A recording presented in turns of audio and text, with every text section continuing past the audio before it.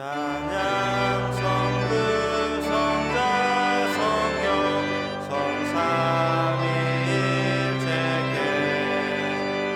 영원 무궁하기까지 영광을 돌리세 영광을 돌리세.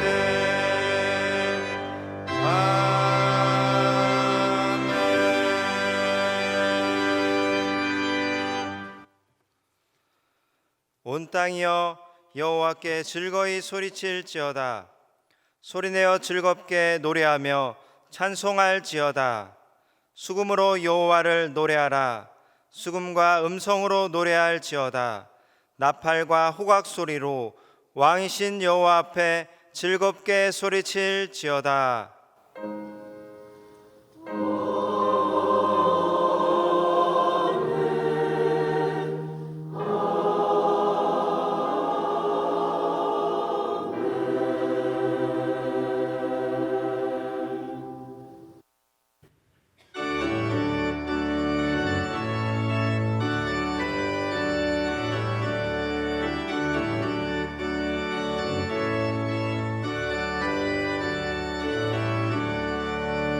복의 근원 강림하사 찬송하게 하소서. 한량없이 자비하시 증량할 길 없도다. 천사들의 찬송가를 내게 가르치소서. 구속하신 그 사랑을 항상 찬송합니다. 주의 크신 도움받아 이때까지 왔으니 이와 같이 천국에도 이르기를 바라네. 하나님의 꿈을 떠나 예수 구원하시려고 보혈을 주의 귀한 은혜 받고 일생 빚진다. 사슬 내사 나를 주게 해소서. 연약하여 범죄하기 싫은 하나님이 받으시고 천국에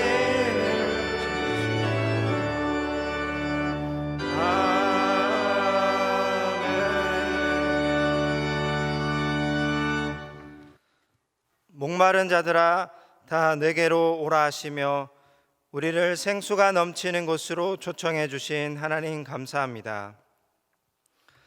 주님의 그 부르심에 응답하여 저희들이 감사와 찬송의 소리를 바라며 성전으로 올라왔습니다.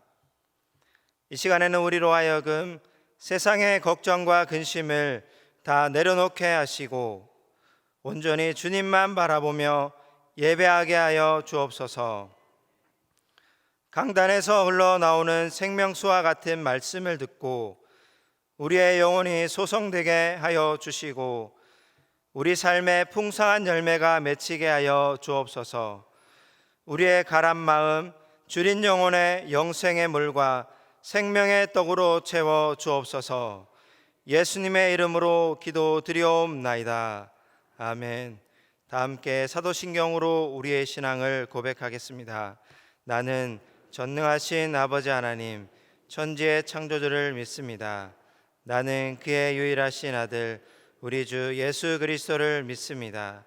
그는 성령으로 잉태되어 동정녀 마리아에게서 나시고 본디오 빌라도에게 고난을 받아 십자가에 못 박혀 죽으시고 장사된 지 사흘 만에 죽은 자 가운데서 다시 살아나셨으며 하늘에 오르시어 전능하신 아버지 하나님 우편에 앉아 계시다가 거기로부터 살아있는 자와 죽은 자를 심판하러 오십니다.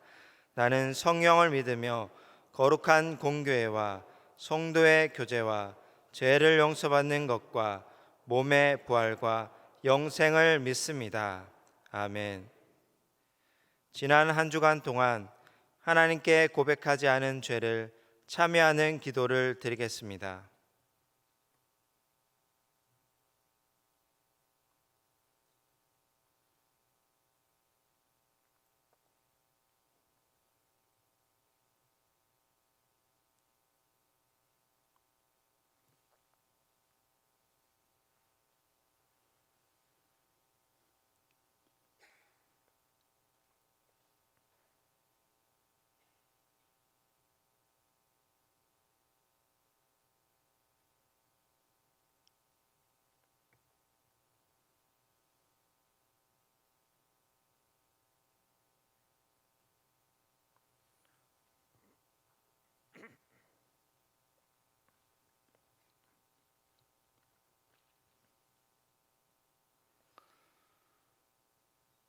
이 시간 하나님께서 요한복음 8장 11절을 사죄하는 말씀으로 주십니다. 이 말씀으로 고백한 여러분의 죄가 용서받았음을 확신하시기 바랍니다. 예수께서 이르시되 나도 너를 정죄하지 아니하노니 가서 다시는 죄를 범하지 말라. 아멘.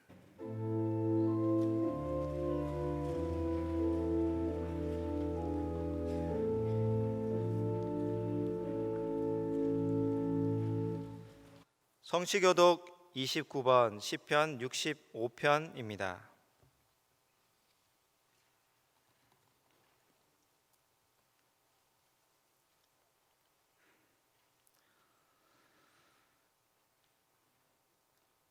하나님이여 찬송이 시온에서 주를 기다리오며 기도를 들으시는 주여 모든 육체가 주께 나오리이다.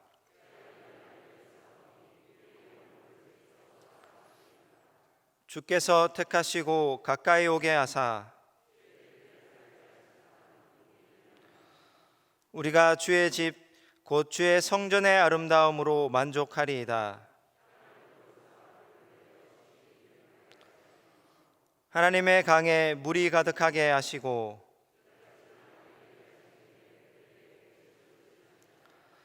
초장은 양떼로 옷 입었고 골짜기는 곡식으로 덮였음에 아멘.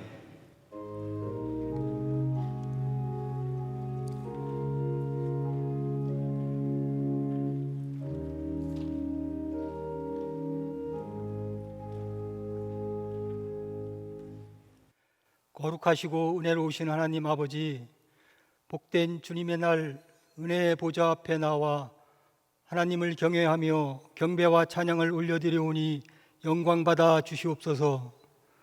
하나님 아버지, 아무 공로 없는 저희들 하나님 자녀 삼으시고 구원하여 주시어 주님의 은혜 가운데 보호하여 주셨다가 이 시간 예배의 자리로 인도하여 주시오니 감사와 찬송을 드립니다.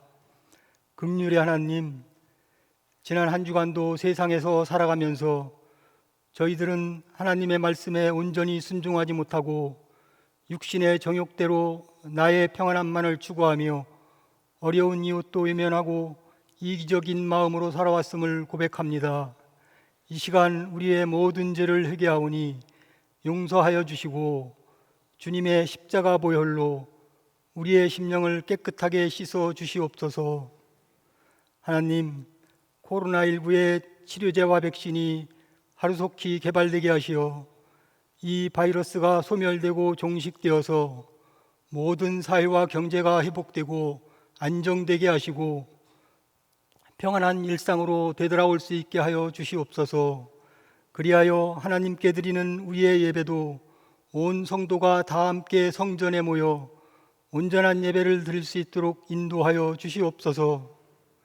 공의의 하나님, 혼탁하고 불의한 이 사회를 불쌍히 여기시어 대통령을 비롯한 위정자들이 하나님을 경외하게 하시고 정의와 공의가 하수같이 흐르는 나라가 되게 하여 주시옵소서.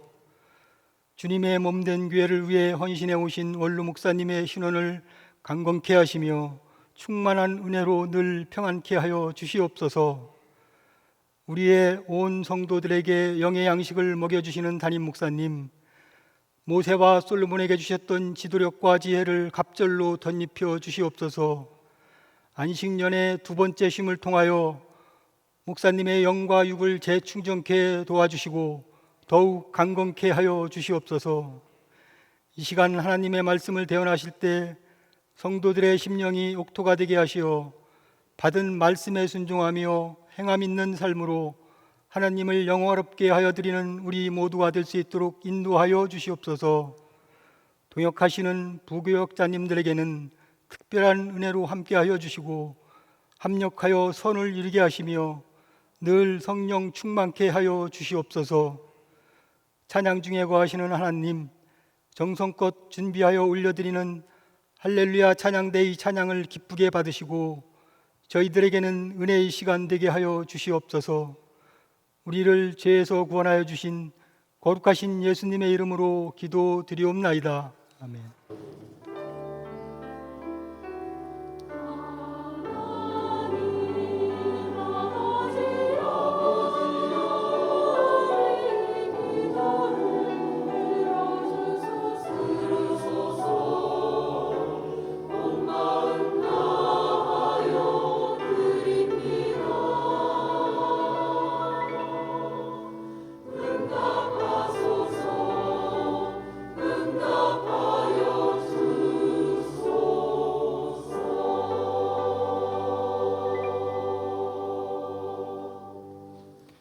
이 시간 하나님께서 우리에게 주시는 말씀은 사무엘상 18장 10절에서 16절까지의 말씀입니다.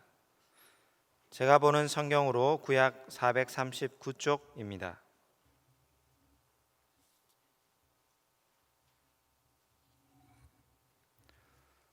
하나님의 말씀을 봉독하겠습니다.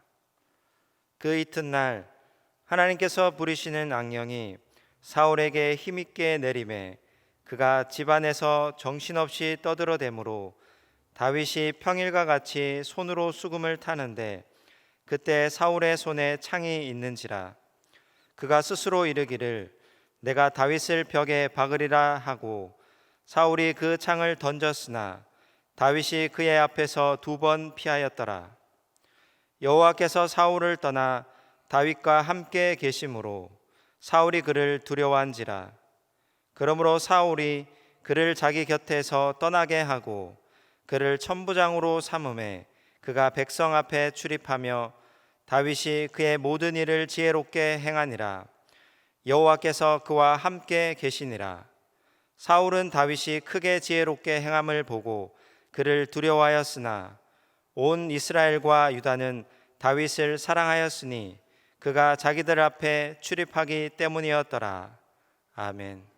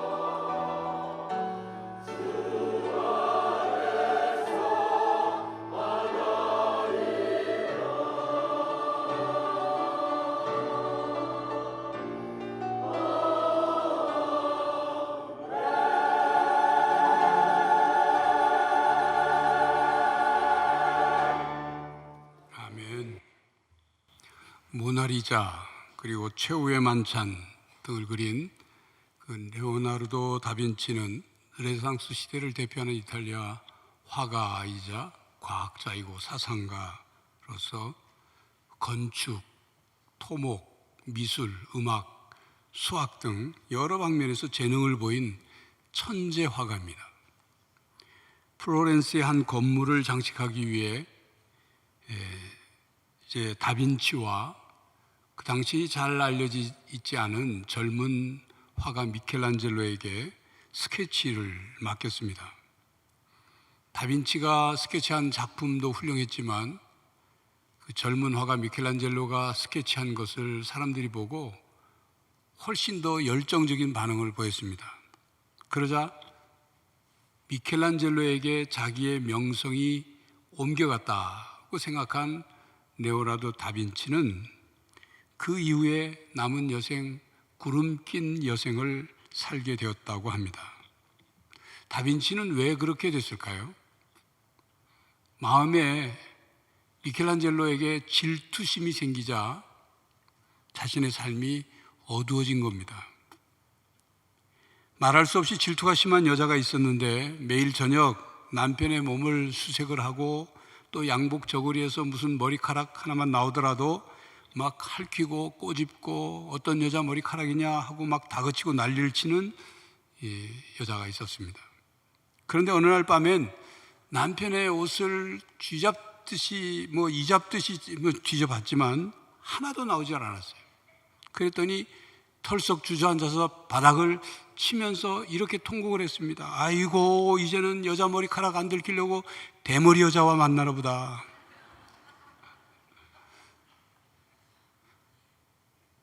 여자는 대머리가 없잖아요. 이렇게 시기와 질투는 이성과 논리가 작동되지 않습니다. 객관성과 합리적인 생각을 하지 못하게 됩니다. 다윗이 블레셋과의 전쟁에서 승리하고 개선 행진을 할 때 여인들이 사울보다 다윗을 더 높이는 찬가를 불렀죠. 이에 사울이 불쾌하고 심히 화를 내었다. 그렇게 성경은 기록하고 있습니다. 그날부터 사울은 다윗을 경쟁자로 보기 시작한 겁니다. 사울이 다윗을 질투하는 눈으로 바라보기 시작하자 사울의 마음과 사울의 정신 상태와 사울의 삶이 바뀌기 시작했습니다. 사울은 미켈란젤로를 질투한 레오나르도 다빈치처럼 구름 낀 삶을 살기 시작하게 된 거죠. 매일 남편의 몸을 수색하고 이성과 논리와 객관성, 합리성을 잃어버린 그 질투가 심한 여자처럼 사울도 그렇게 된 겁니다. 오늘 본문 10절, 그 이튿날 하나님께서 부리시는 악령이 사울에게 힘있게 내리매 그가 집안에서 정신없이 떠들어대므로 사울에게 악령이 내렸고 사울의 마음은 소용돌이 휩싸였습니다. 사울은 집안에서 정신없이 떠들었다 기록하죠. 극심한 우울증에 시달리게 된 거예요. 사울은 왜 그렇게 됐을까요? 사울은 다윗의 서열이 자기와 동급이 되었다는 생각 때문에 그거 되면서 불쾌하고 괘씸하게 생각한 거예요. 그래서 사울은 유감스럽게도 그리고 어리석게도 다윗을 제거하면 자기 자리를 지킬 수 있다고 생각했습니다. 그래서 자기를 위해 수금을 타는 다윗을 향해 오늘 본문만 해도 창을 2번씩이나 던져서 다윗을 죽이려고 했죠. 과거에는 다윗이 수금을 타며 연주하던 음악이 사울의 마음과 영을 치유했지만 이제는 수금을 타는 다윗의 음악을 들은 사울은 살인 충동을 느끼게 된 거예요. 사울의 마음이 한쪽으로 기울어지고 사울의 마음이 닫혀버리니까 들려야 할 소리를 못 듣게 된 거예요. 그러다가 하나님께서 사울을 떠나시고 다윗과 함께 하심으로 사울은 다윗을 두려워하게 되었습니다. 본문 12절에 여호와께서 사울을 떠나 다윗과 함께 계심으로 사울이 그를 두려워한지라. 15절에도 다윗이 그들 모든 일을 지혜롭게 행하는 것을 보고 사울은 다윗을 두려워했다 그랬습니다. 13절에 보니까 사울은 그전엔 다윗을 왕궁의 곁에 두고 왕궁에 같이 살자고 해서 같이 곁에 뒀는데 자기 곁을 떠나게 합니다. 그리고 다윗을 천부장으로 강등시켜 버립니다. 다윗에 대한 사울의 감정이 마치 롤러코스터를 타는 것처럼 막 들쑥날쑥 오르락내락한 거죠. 사울은 왜 그렇게 됐을까요? 국제정신분석학자인 이무석 교수는 사울이 왜 그렇게 되었는지에 대해서 열등감 때문이라고 분석을 했습니다. 여러분, 사울은 이스라엘의 초대왕입니다. 그가 왕으로 세움을 받기에 알맞는 조건을 갖춘 인물이에요. 그는 베냐민 지파 사람이고 유력한 가문에서 태어났습니다. 그의 아버지는 기스라는 이름을 가진 유력한 사람이었습니다. 사울은 잘생겼습니다. 그 키가 모든 다른 백성들보다 어깨 위가 더했다 그랬어요. 부모에게 효도하는 착한 성품을 가진 사람입니다. 한 번은 암나귀를 잃어버렸는데 그 암나귀를 찾으려고 종과 함께 온 이스라엘을 찾아다니는 성실한 사람이에요. 그러니까 집안 좋고 부모 훌륭하고 또 인물 잘났죠. 키도 크지요. 성품도 좋지요. 효도도 잘하지요. 요즘 말로 말하면 엄친아요. 객관적인 조건으로 보면 누구에게도 밀리지 않는 인물입니다. 열등감이라고는 전혀 없을 것 같은 그런 사람이었어요. 그런데 그는 다윗과의 관계에서 열등감에 사로잡혀 끊임없이 비교하고 끊임없이 경쟁하고 끊임없이 질투하고 끊임없이 분노하고 다윗을 두려워하기도 했습니다. 그래서 다윗을 제거하려고 얼마나 노력을 했는지 다윗을 쫓아가서 추격해서 죽이려고 노력하다가 인생을 망친 대표적인 인물이에요. 기대를 한 몸에 받으며 시작은 좋았는데 끝은 그렇게 비참하게 종치고 막내린 인물이에요. 성경의 인물 중에 가장 안타까운 인물 중에 한 사람이 바로 사울왕입니다. 이스라엘 초대왕으로 훌륭한 삶을 살 수 있었음에도 불구하고 그렇게 살지 못했던 인물이라 그 말입니다. 사울의 인생이 왜 그렇게 됐을까요? 사울이 성경에 처음 등장할 때 겸손한 것처럼 보입니다. 그러나 그것은 열등감에서 나오는 겸손한 모습처럼 보이는 거예요. 왕이 된 후에 열등감 때문에 다른 사람들이 자기를 버리고 다 떠날 것이라고 생각하고 두려워했어요. 그것을. 왕이 된 이후에 열등감을 때문에 그 열등감을 감추려고 결정을 할 때마다 부적절한 결정을 합니다. 열등감 때문에 주변 모든 사람들과의 관계가 조금씩 어려워졌어요. 나중에는 아들 요나단과의 관계도 틀어졌죠. 딸 미갈과의 관계도 그랬죠. 노베 제사장들과의 관계도 그랬죠. 모든 백성들과의 관계도 꼬이고 이상해져 간 거예요. 맥스웰 멀치 박사는 이 세상 사람들 중 95% 이상이 열등감을 느끼고 있다고 했습니다. 열등감의 저자 이훈구 교수는 열등감은 인간이 세상에 태어나는 순간부터 발생하는 인간의 필연적인 감정이다, 그렇게 정의했어요. 열등감이란 자기 스스로를 비정상적으로 낮게 평가하는 감정입니다. 정신의학자 알프레드 아들러는 인간이라면 인간의 한계에서 나오는 불가항력적인 요소에 대한 반응으로서의 열등감을 가지고 있다 말했습니다. 쉽게 한마디로 정리하면 모든 인간이 열등감을 가지고 살아간다, 그 말이에요. 그렇습니다. 우리는 여러 가지 상황 속에서 다른 사람들과 비교를 하게 되면 열등감을 느낍니다. 이무석 교수의 책에 이런 내용이 소개되어 있습니다. 학벌에 대한 열등감이 심한 40대 부인의 이야기입니다. 그는 고졸이었습니다. 고졸이 무엇에서 열등감에 빠졌는지 그는 사람들이 자기 학력을 알면 자기를 무시할 것 같다고 생각했어요. 부인은 재산이 많아서 비싼 아파트에 살고 있었고 책도 많이 읽어서 어휘구사가 굉장히 지적이었어요. 남편과 자식들도 자랑할 만했어요. 그런데 문제는 학벌이었습니다. 어느 날 남편 직장 동료들과의 그 부부 모임에 참석했는데 다른 부인들이 옛날 대학 시절 얘기를 하는데 이 부인은 자기 학력이 탄로날까 봐 막 불안했어요. 남편이 그러다가 남편을 쳐다보니까 남편이 자기가 고졸인 것이 창피한 것처럼 느껴지는 것처럼 보여진 거예요. 그리고 돌아오면서 부인은 우울증과 그리고 무기력증에 빠졌습니다. 그 후 일주일 동안 밤잠을 못 자고 속이 막 부대꼈어요.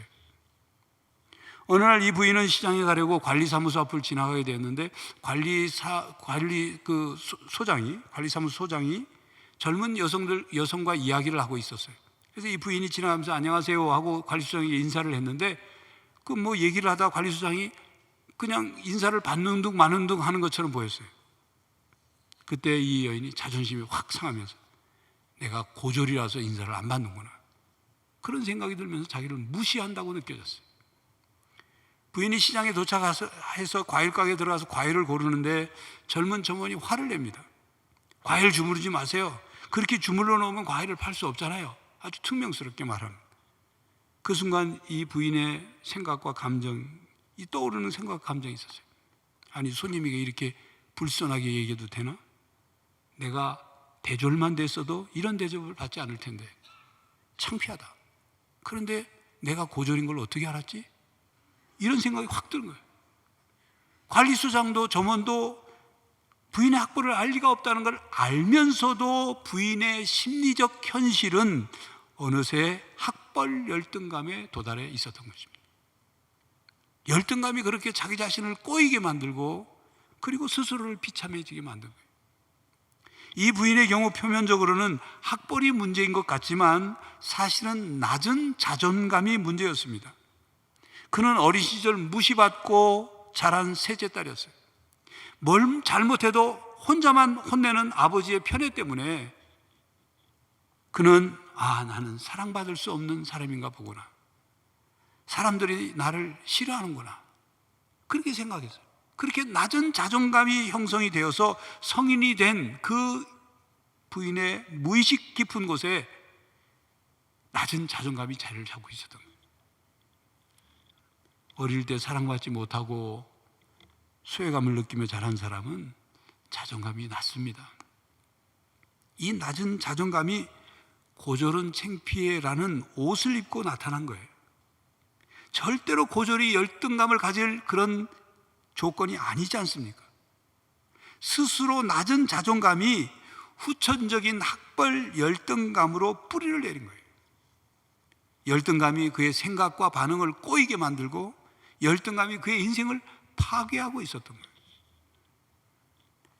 열등감을 가진 사람들은 낮은 자존감을 가진 사람들입니다. 그래서 자기 자신에 대해서 부정적인 생각을 해요. 다른 사람들의 반응에 대해서도 부정적으로 받아들여요. 자신의 미래에 대해서도 부정적입니다. 낮은 자존감을 가진 사람은 그래서 쉽게 상처를 받습니다. 다른 사람에 대해서 쉽게 오해를 합니다. 여러분, 우리는 여기서 자존심과 자존감을 구별해야 합니다. 국어사전의 자존심은 남에게 굽히지 않고 스스로의 가치나 품위를 지키려는 마음이라고 이렇게 정의되어 있어요. 조금 더 설명을 하면 자존심은 상대의 평가를 통해서 자기 만족을 꾀하는 마음이에요. 한 번 더 쉽게 설명하면 자존심은 다른 사람이 나를 존중하고 받들어 주기를 바라는 마음이에요. 다른 사람이 나를 어떻게 대하느냐에 따라서 자존심이 세워진 것 같고 자존심이 상해진다, 그렇게 얘기하는 거예요. 그러니까 자존심 상하는 일이 자주 생길 수밖에 요. 어디 세상 사람들이 다 나만을 위해 줍니까? 자존감은 자아 존중감의 줄임말로 자신을 존중하는 마음입니다. 자존감은 다른 사람이 나를 어떻게 생각하느냐, 나를 존중하느냐 마느냐 그거 상관없이 내가 나 스스로를 존중하는 마음이에요. 자기 스스로에게 자기 존재 가치 점수를 주는 거예요. 자존감이란 자신에 대한 스스로의 평가입니다. 사람들은 자신을 두 가지 면에서 평가합니다. 하나는 자기 가치감이고 다른 하나는 자신감입니다. 자기 가치감이란 나는 가치 있는 사람이다, 나는 쓸모 있는 사람이다, 나는 다른 사람들에게 호감을 주고 또 다른 사람들에게 관심과 사랑을 받을 만한 사람이다, 이런 평가를 자기에게 할 때 일어나는 감정이 자기 가치감입니다. 자기 자신을 가치 있는 존재로 평가하고 그렇게 느끼며 사는 사람은 자기 가치감이 높은 사람입니다.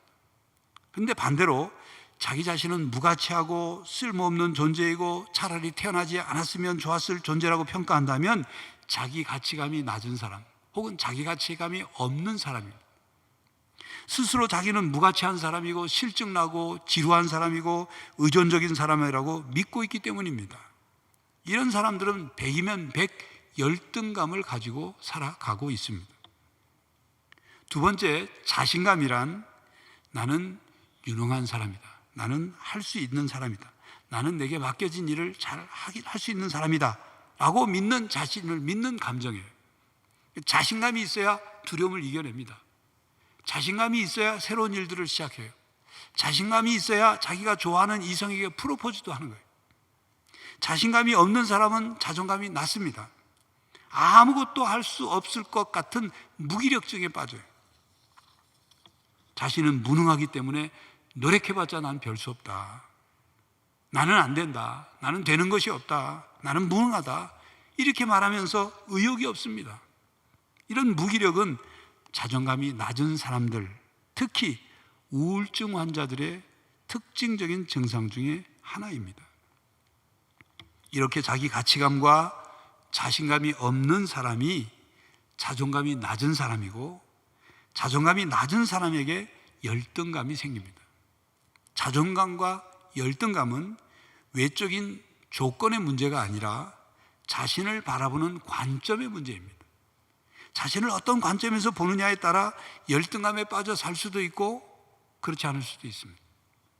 같은 처지, 같은 상황을 겪으면서도 자존감이 높은 사람은 떳떳하고 당당하지만 열등감이 심한 사람은 그것을 수치스럽게 생각하고 창피하다고 생각하고 자신감을 갖지 못한 채 자꾸만 자기 모습이 작아지는 거예요. 자존감은 인격이라는 건물의 기초가 됩니다.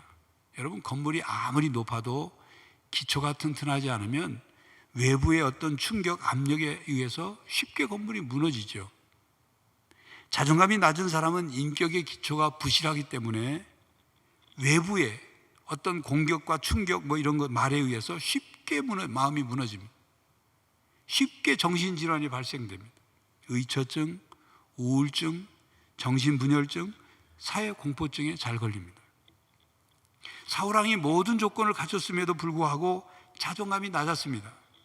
사울왕은 자기 자신을 사랑하지 못했고 자기를 존중하지 못했어요. 열등의식에 사로잡혀 비참한 인생을 살았습니다.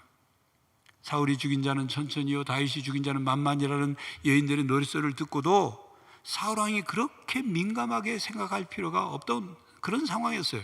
설령 그렇다 할지라도 사울은 왕이고 다윗은 이제 새파란 젊은 신하일 뿐이에요.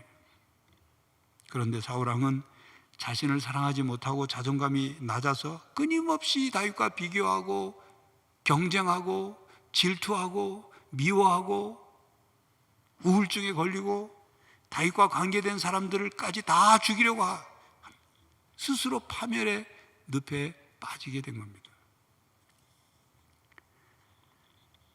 성도 여러분, 여러분은 어떻습니까? 열등감은 없습니까? 열등감에 빠져 있지는 않습니까?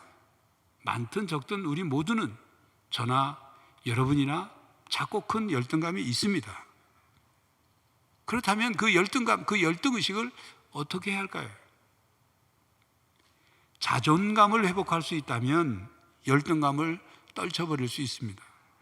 어린 시절, 청소년 시절에 경험한 부모나 가정이나 친구에서 부정적인 말 혹은 열등감을 느끼게 됐던 경험들이 다 있을 수 있어요.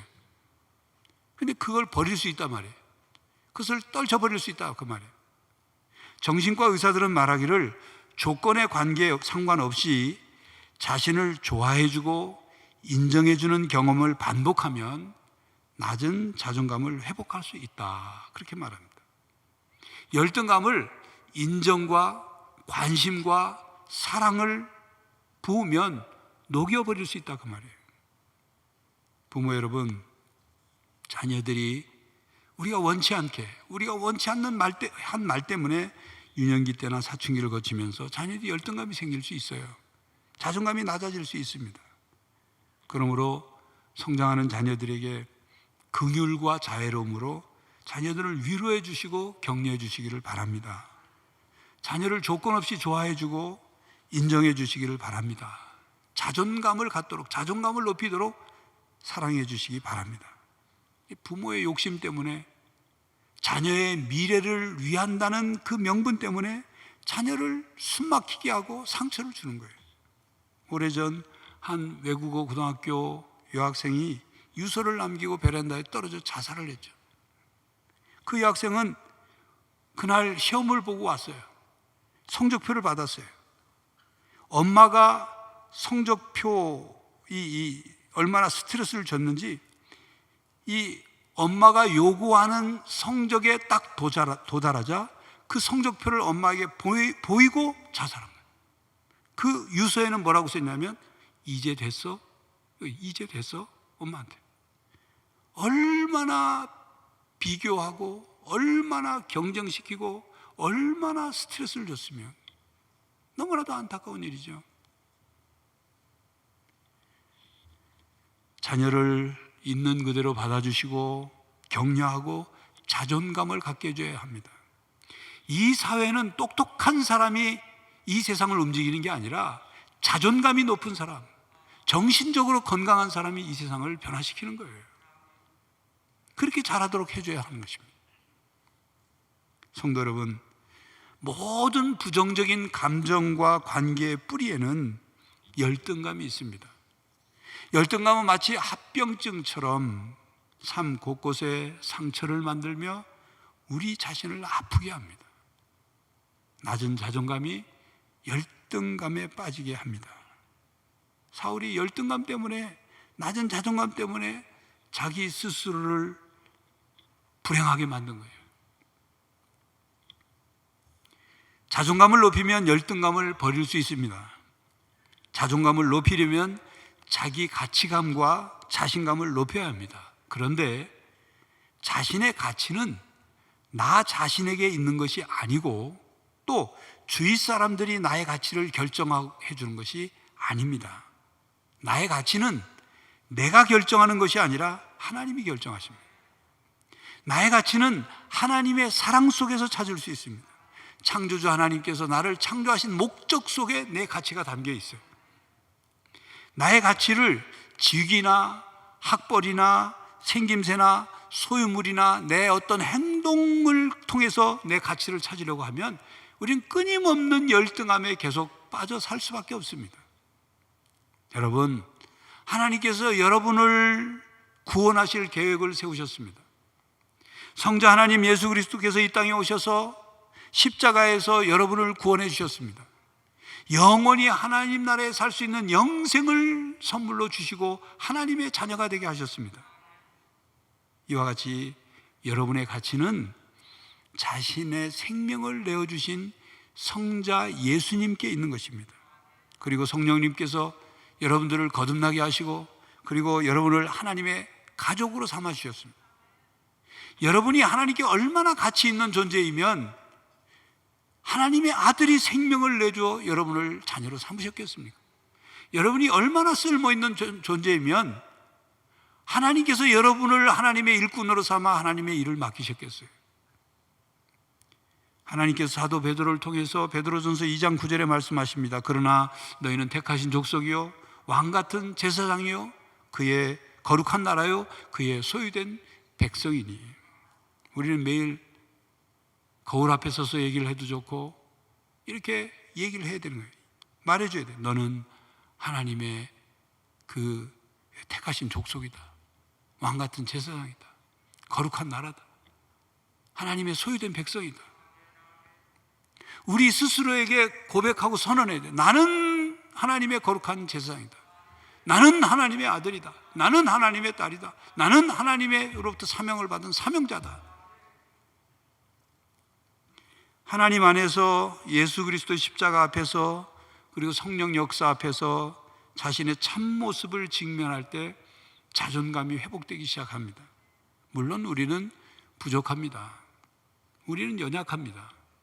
약점도 있고 한계도 있고 흠도 있고 죄도 범합니다. 온전치 못합니다. 모든 인간이 다 그렇습니다. 우리는 아직 공사 중이기 때문에 부족할 수도 있다는 말이에요. 우리의 인생 공사가 다 마칠 때 되면 그때 온전하고 성숙한 하나님의 자녀가 될 것입니다. 그리고 능력 주시는 하나님 안에서 작은 것 하나씩 하나씩을 성취해 나가면 나도 할 수 있다는 것을 경험하면서 자신감을 가질 수 있습니다. 신앙 안에서의 자신감이 자존감을 높여줍니다. 또한 용서를 하면 자존감이 높아집니다. 자신을 용서하는 것뿐만 아니라 다른 사람을 용서하게 되면 자기 자존감이 높아져요. 물론 용서하는 거 쉽지 않습니다. 이 세상에 가장 어려운 게 뭐예요? 용서하는 거예요.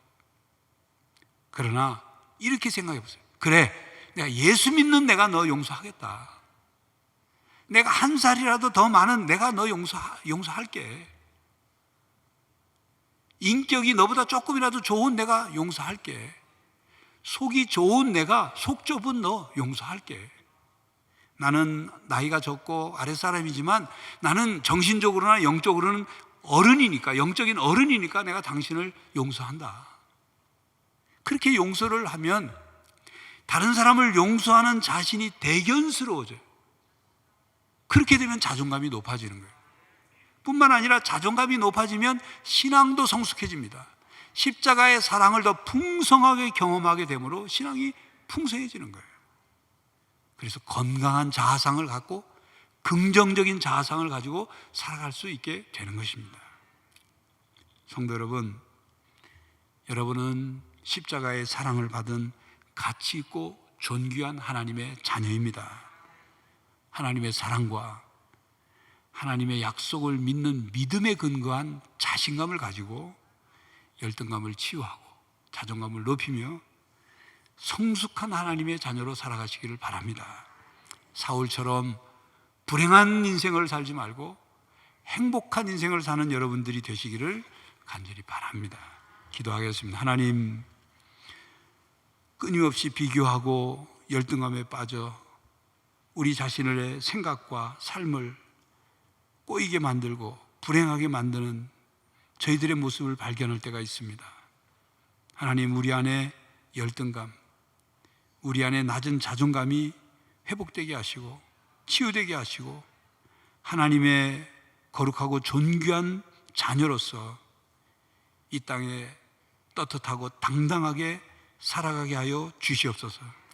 성령 하나님, 우리의 심령 속에 오셔서 우리의 속사람을 새롭게 하여 주시고 성령으로 우리의 마음을 충만케 하여 주셔서 주님 주신 사랑과 믿음으로 자신감을 가지고 살아가게 하여 주시옵소서. 예수 그리스도의 이름으로 기도하옵나이다. 아멘.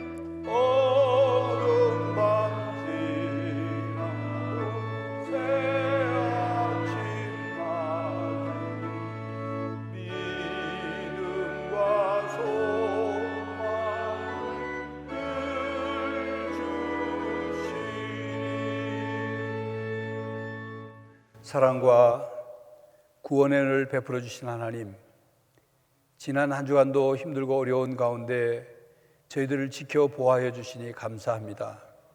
거룩한 주일 주께 나와 예배할 수 있게 하시니 감사합니다.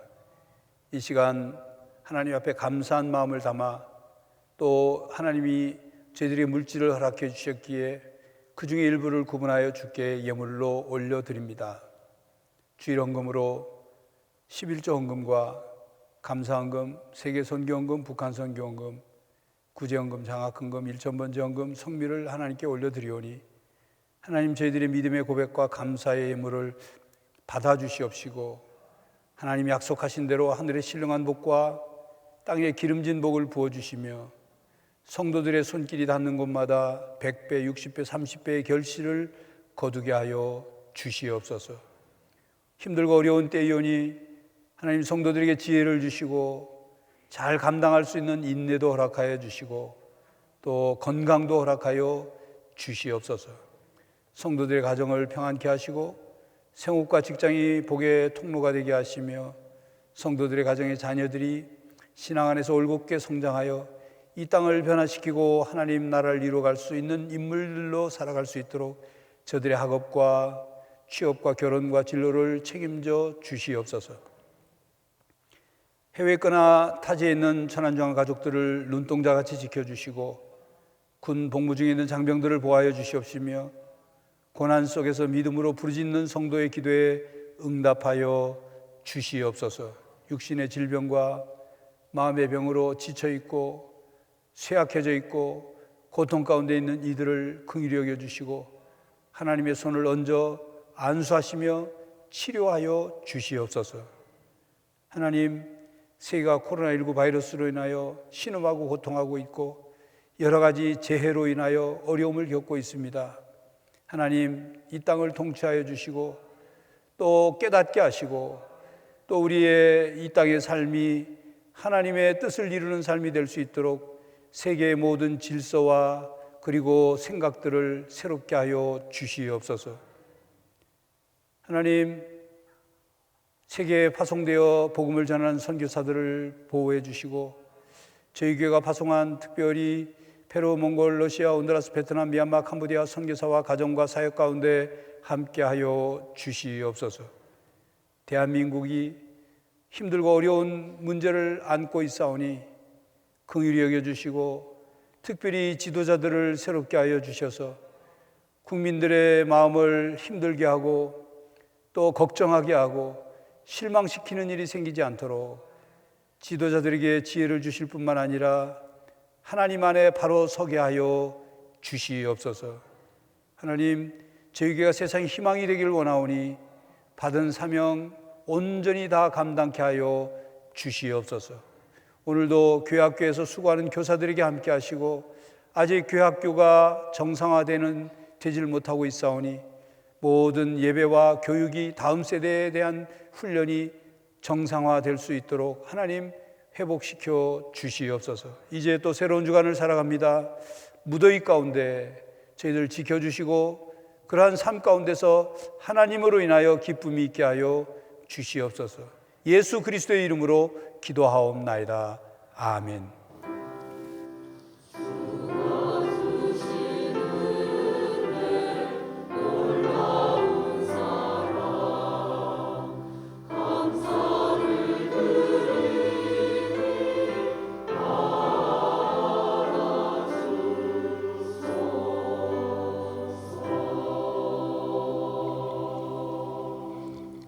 서로 인사하겠습니다. 축복합니다. 축복합니다. 축복합니다. 지난주 예배 때는 우리 찬양대가 그 중대본 발표에 따라서 찬양 연습을 못하게 하는 바람에 지난주에는 못 썼는데 다시 이렇게 서니까 또 감회가 새롭습니다. 찬양대원들이 일주일 동안 이 코로나 바이러스에 감염되지 않으려고 얼마나 조심해서 생활하고 하는지, 그리고 또 마스크 쓰고 찬양하는 거 연습하는 게 쉬운 일이 아닙니다.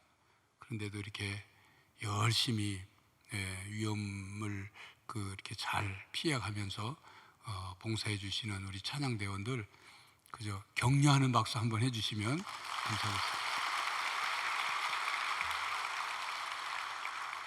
교회 생활 말씀드리겠습니다. 예배 안내 주보에 나온 내용 보시고 코로나19 종식과 회복을 위해서 계속 기도해 주시기 바랍니다. 여러분들 이제 지난주부터 교회 출석 확인을 출석 기록을 바코드로 하고 있는데, 실제로 이제 그 스마트폰에 앱을 깔아서 출결 체크를 하려면 몇 단계를 거쳐야 되죠? 스마트폰을 꺼내야 되고 앱을 또 돌려야 되고 앱 밑에 나오는 교인증을 이렇게 클릭해서 보여야 되니까 작업이 이게 몇 단계를 거쳐서 그게 조금 불편한 분들이 계신 것 같아요. 그래서 여러분들이 이제 교인증 발급 신청서를 써서 내주시면 그 성경 말씀 카드 크기만한 교인증을 만들어서 드리겠습니다.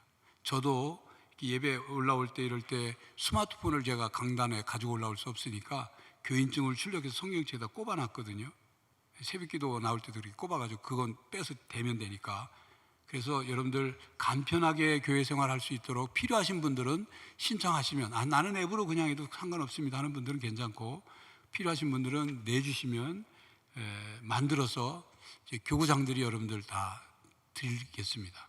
한 장이 필요하면 한 장, 두 장이 필요하면 두 장 쓰세요. 그래서 성경책마다 꽂아 놓으시든지 백에도 놓고 성경책에도 놓고 하시든지 해서 편하게 교회 생활을 해야 되니까 그렇게 이용해 주시기를 부탁을 드립니다. 교회 장학금 신청 8월 9일 주일까지 신청해 주시면 되겠습니다. 신청하셨더라도 심사에서 해당이 돼야 장학금이 지급이 됩니다. 각 부서 감사받은 장부와 증빙서류 사무실에서 찾아가시기 바랍니다. 지난주에 나눠드린 금주의 말씀 우리 함께 외워보도록 하겠습니다.